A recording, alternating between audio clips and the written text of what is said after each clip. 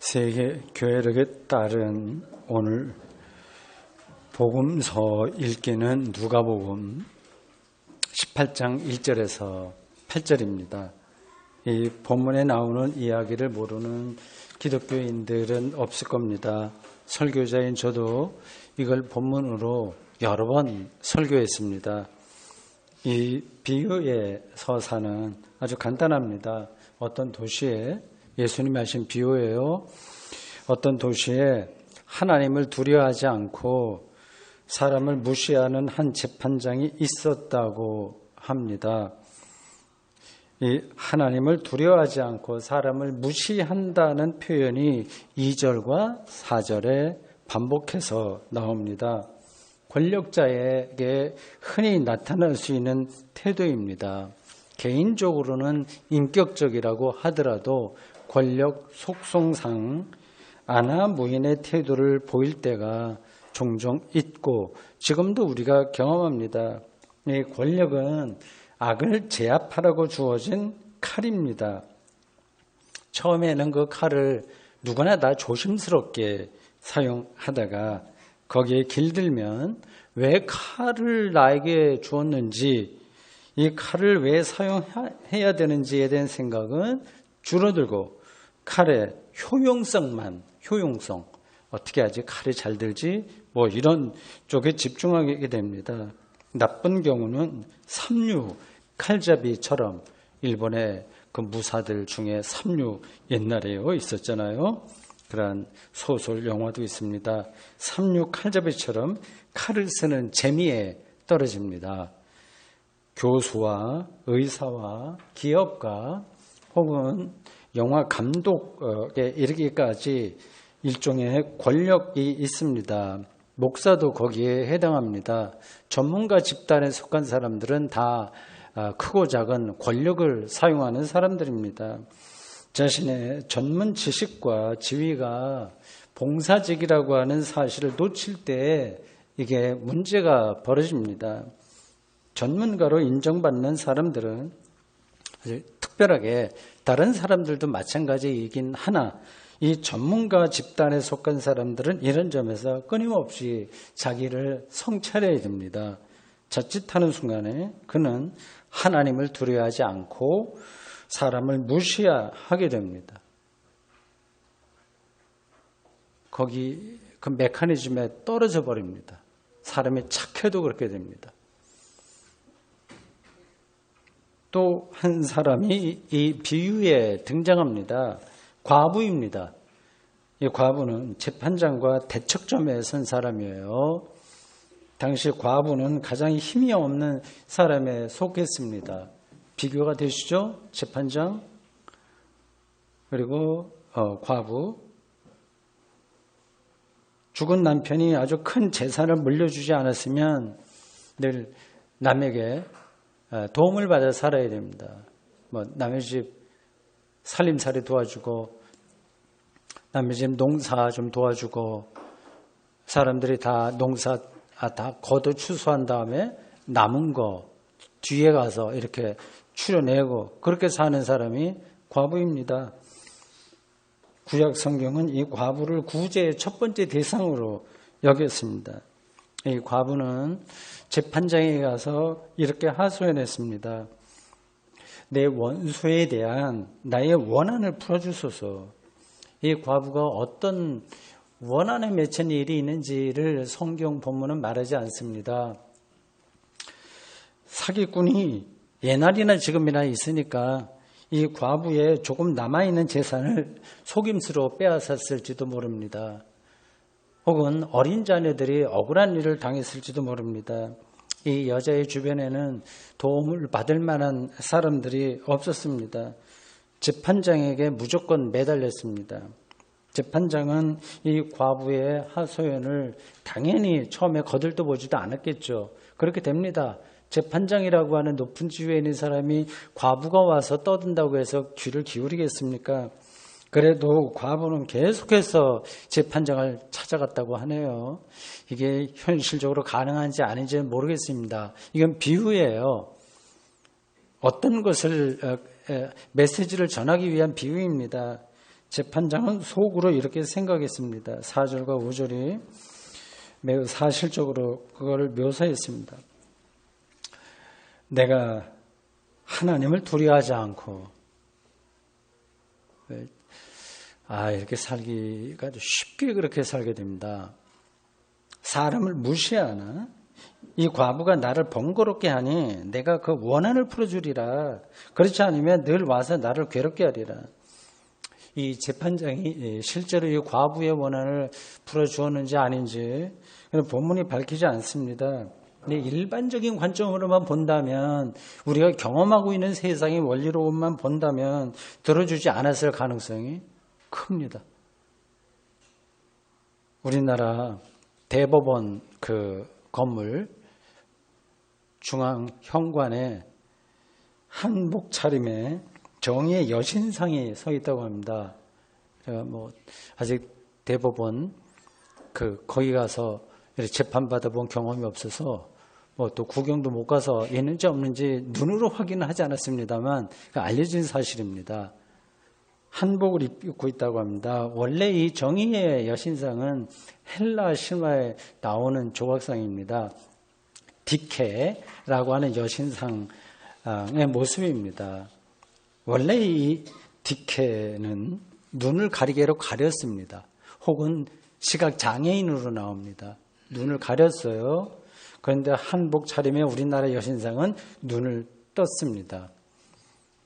디케는 한 손에 저울을 들고, 옛날 저울, 아주 큰 건 아니고 천층이라고 하나요? 양쪽에 무게를 달 수 있고 중간에 이렇게 횡으로 막대가 되어 있고 가운데 드는 겁니다. 그래서 한 군데에 무게를 올려놓고 다른 걸 재기 위해서 그 균형을 맞추는 겁니다. 그 저울을 들고 다른 손에 칼을 들었습니다. 우리나라 여신상은 한 손에 저울을 들고, 그건 똑같은데 다른 손에 책을 들었습니다. 법전이겠죠. 각각 해석이 다를 수 있습니다. 이 오리지널인 디케 여신이 눈을 가린 이유는 피고가 가난한 사람인지 부자인지, 신분이 높은 사람인지 낮은 사람인지, 잘생겼는지 못생겼는지, 무시해도 좋을 만한 사람인지, 아니면 이거 귀티가 나는지 그런 거 보지 않고 법과 원칙에 따라서 이제 판단하겠다고 하는 뜻입니다. 이게 법 정신입니다.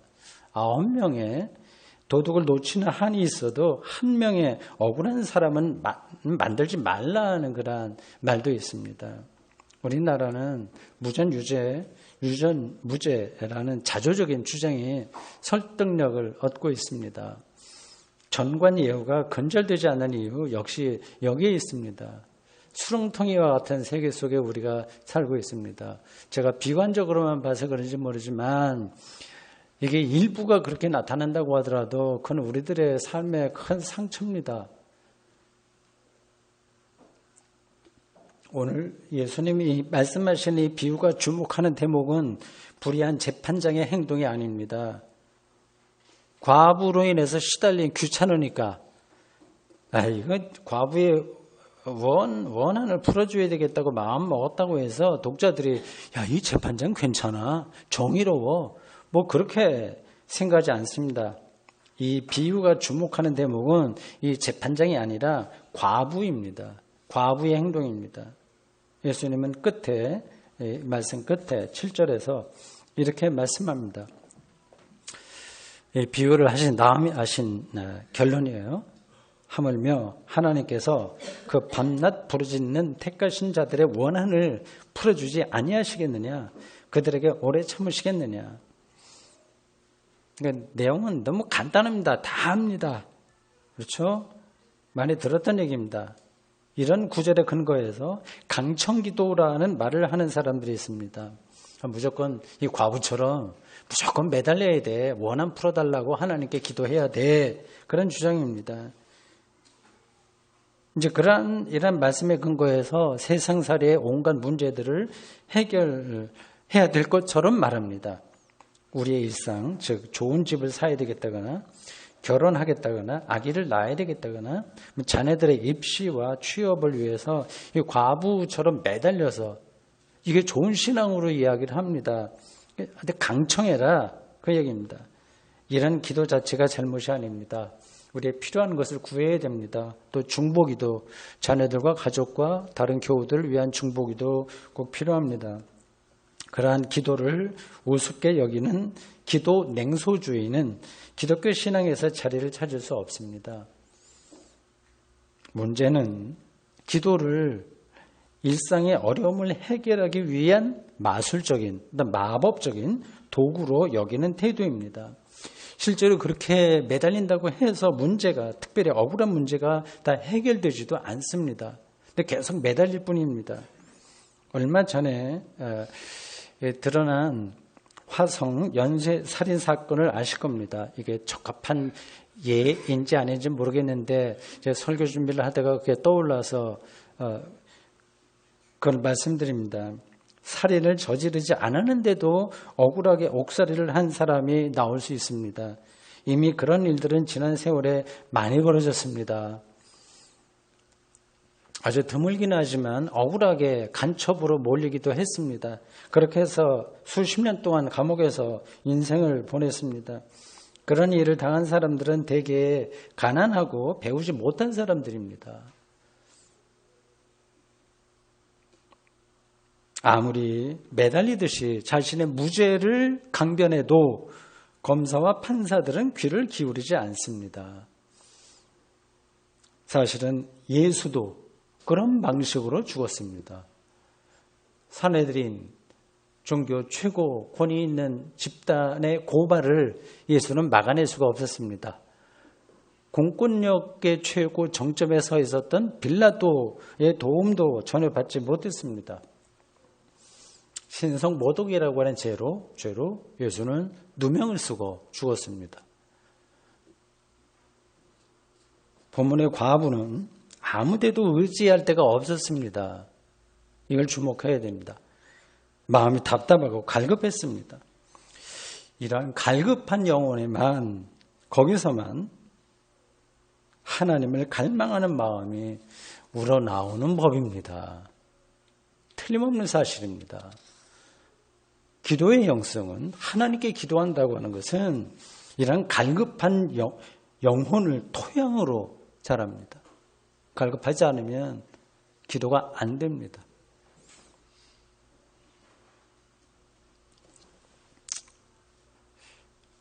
우리가 세상에서 경험하는 바는 이와 달라요. 반대예요. 의지할 때가 많아야만 성공한 인생이라고, 그리고 행복한 인생이라고 가르칩니다. 이 과부와 같은 신세, 이거는 쫄딱 망한 겁니다. 의지할 대상이 무엇인지 여러분들이 다 아실 겁니다. 저는 담임 목사로서 우리 교우들도 가능하면 물질적으로 좀 풍요롭게 살고 주변에 좋은 사람도 많고 힘 있는 사람도 있고 그렇게 살았으면 합니다. 또 개인적으로 저희 두 딸들도 그렇게 살았으면 합니다. 이런 삶을 바라지 않은 사람은 없습니다. 인지상정입니다. 다만 그런 조건이 우리 인생에서 절대적이지 않다는 사실은 분명하게 알아야 됩니다. 역설적으로 그런 의지할 대상이 많을수록, 믿는 구석이 있잖아요. 그런 의지할 때가 대상이 많을수록 우리는 영적으로 나태해집니다. 저는 우리 교우들이 영적으로 나태하고 느슨해지기보다는 오히려 의지할 데가 없어서 하나님만을 갈망하는 사람들이 되었으면 합니다.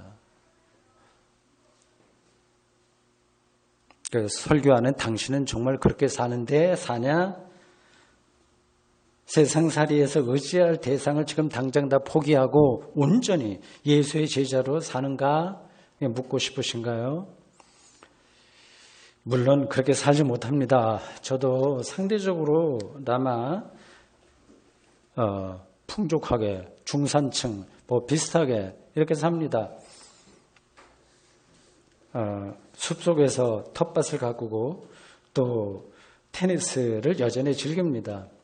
담임 목사로서도 삶이 편안합니다. 힘든 게 없습니다.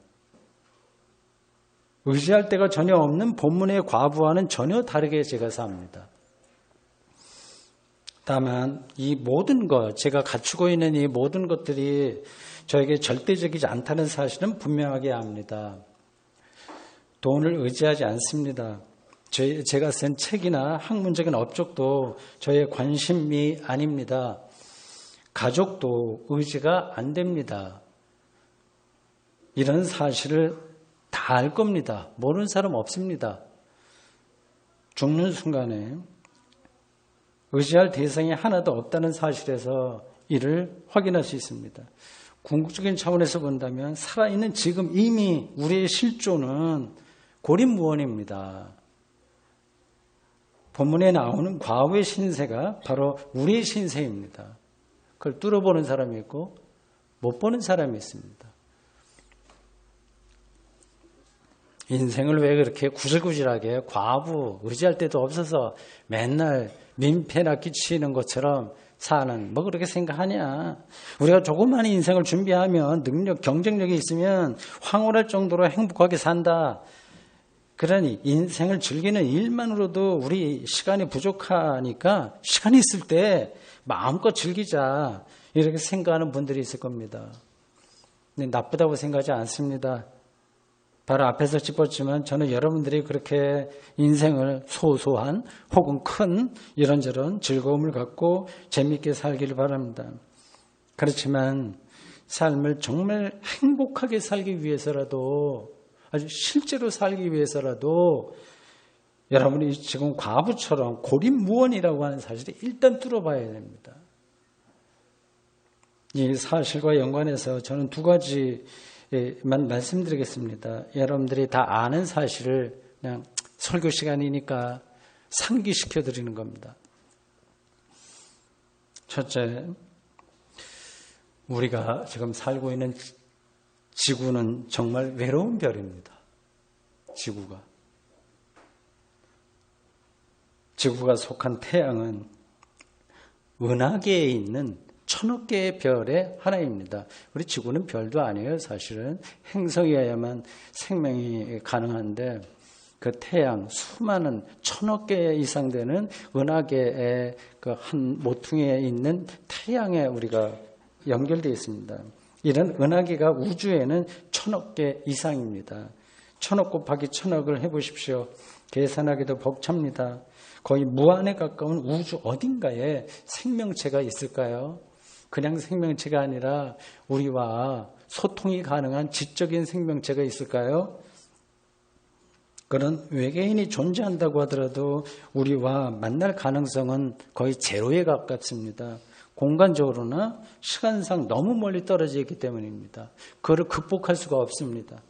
아주 먼 미래에 우리 후손들이 수억 년 후라도 좋고 우리 후손들이 외계인과 만나는 일이 벌어지면 너무 반갑고 기뻐서 놀랄 것이고 그때에도 만나지 못하면 너무 낙심해서 놀랄 겁니다.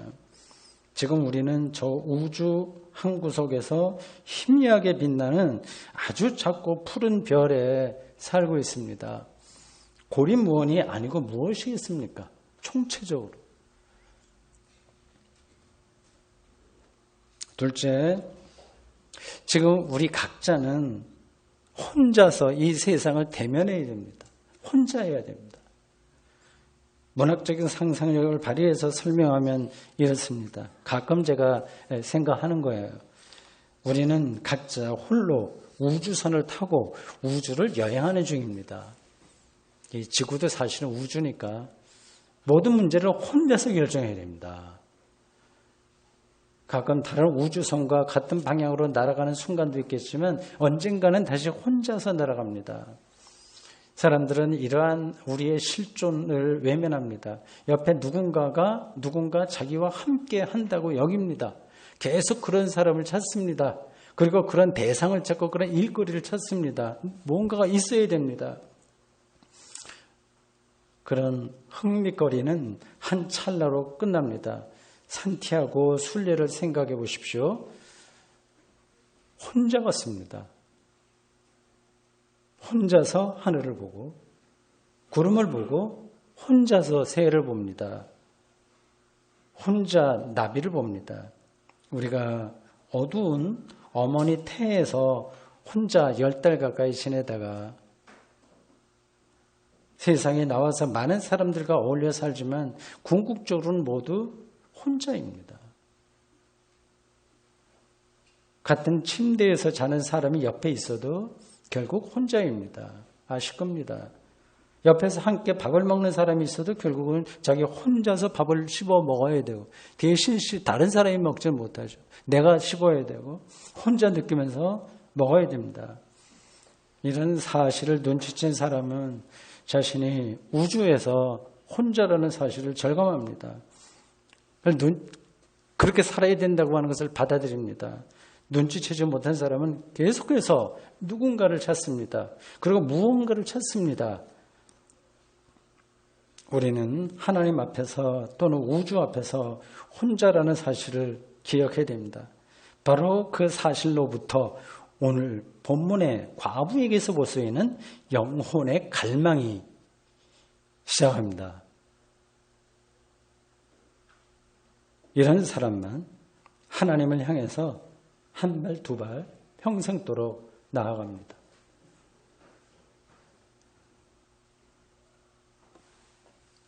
밤낮 부르짖는 이들의 원한을 풀어준다는 표현이 굉장히 적나라하게 들려요. 원한이라니, 그걸 풀어주신다니.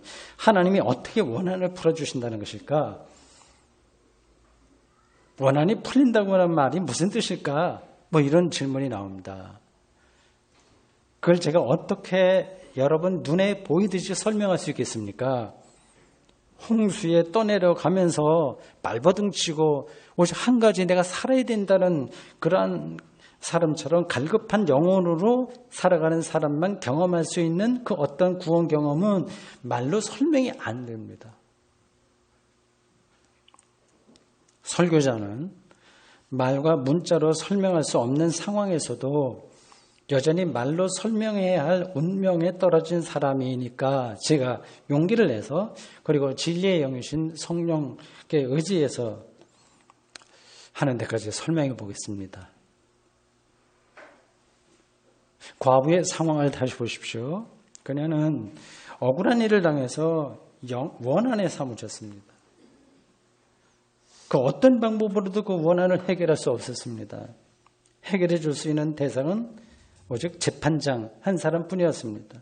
그에게 매달렸습니다. 여기서 재판장은 물론 하나님입니다. 하나님에게만 매달리는 사실 자체가 바로 원한의 해결입니다. 매달리는 사실 자체가 하나님께 기도드리는 행위 자체가 구원입니다. 생명의 근원이신 하나님과 결속되었으니 영혼의 촉수가 그쪽을 향하는 게 연결되는 거고 기도한다고 하는 게 바로 그거니 실제로 문제가 해결되는지 아닌지는 크게 문제가 되지 않습니다. 이런 설명이 멀게 느껴지는 이유는 여러분들 중에서 일부가 그러실 텐데 이 생명을 그리고 인생을 너무 추상적으로 대하기 때문에 그렇습니다. 여러분들은 저기 아주 구체적으로 산다고 생각하시겠지만 그것 자체가 추상적일 가능성이 아주 높습니다.